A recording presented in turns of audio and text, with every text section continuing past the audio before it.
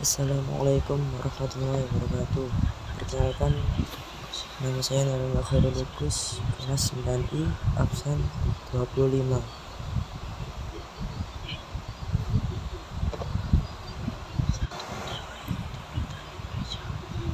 Teori Kedaulatan Indonesia.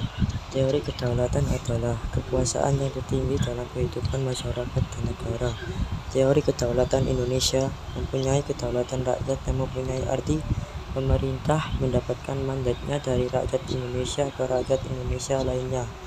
Indonesia juga menjadi negara yang berdaulat sejak memproklamasikan kemerdekaannya. Kita ambil dari contoh pemilu. Pemilu sendiri adalah pemilihan yang diberi oleh pemerintah yang harapkan suara ada di rakyat. Adapun bentuk gaya pemerintahan yang ada di Indonesia yaitu demokrasi. Demokrasi adalah dari pemerintah untuk rakyat. Yang kedua, jenis-jenis teori kedaulatan. Teori kedaulatan Tuhan. Artinya Tuhanlah yang memegang kekuasaan tertinggi yang biasanya dipersonifikasikan dalam pribadi seorang penguasa yang dianggap sebagai Tuhan. B. Teori kedaulatan raja. Agar negara kuat, raja harus berkuasa dengan mutlak dan tidak terbatas. Rakyat juga harus rela menyerahkan hak asasinya dengan kekuasaannya secara mutlak kepada raja. C. Teori kedaulatan negara. Konsep modern di mana kekuasaan tertinggi berada pada lembaga negara seperti pemerintah atau parlemen. D. Teori kedaulatan hukum. Kekuasaan tertinggi dalam suatu negara terletak pada hukum.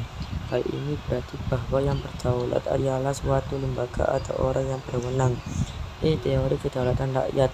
Kekuasaan negara ada di tangan rakyat karena benar-benar berdaulat dalam suatu negara adalah rakyat.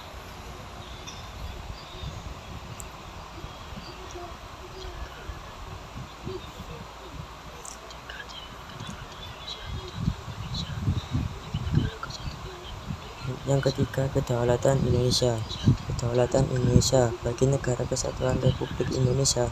Kedaulatan Indonesia dapat diartikan sebagai landasan hukum, kekuatan, dan kekuasaan tertinggi di negara ini. Dengan mempunyai kekuasaan tertinggi, Indonesia bisa menentukan kehendaknya sendiri dan memiliki kemampuan untuk melaksanakannya.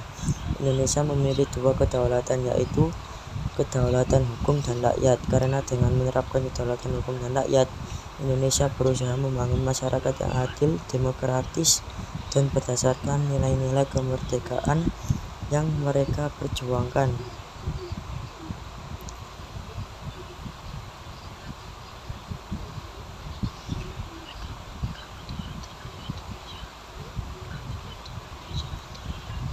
Pemegang kedaulatan rakyat di Indonesia.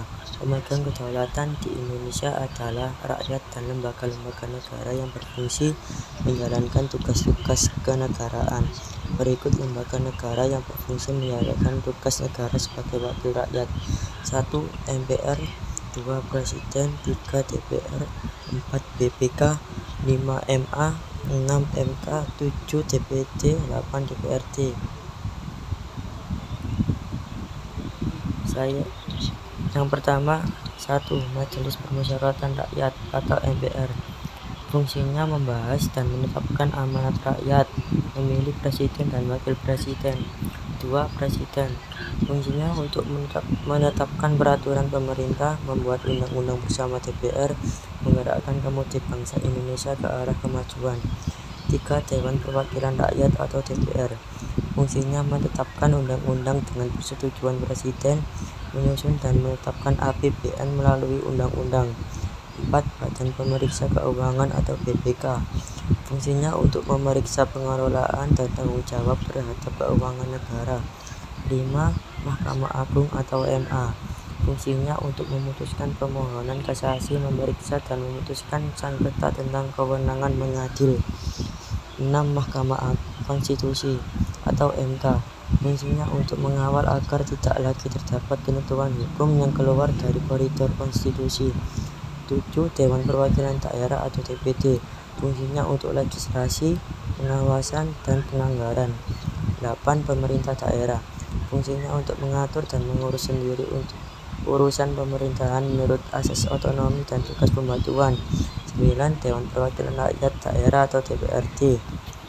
Fungsinya untuk legislasi, anggaran, dan pengawasan.